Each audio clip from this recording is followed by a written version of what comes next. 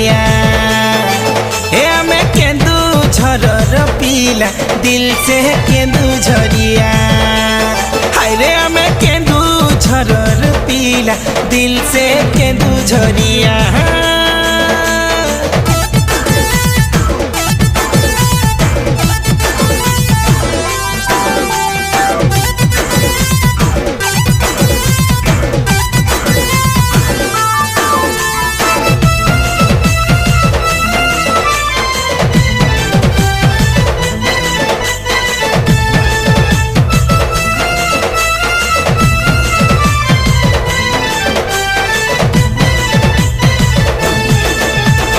खणी तारिणी बैतरणी गर्व आमर वीर धरणी इतिहासे लेखा तार कहानी कांजी पानी घाटी।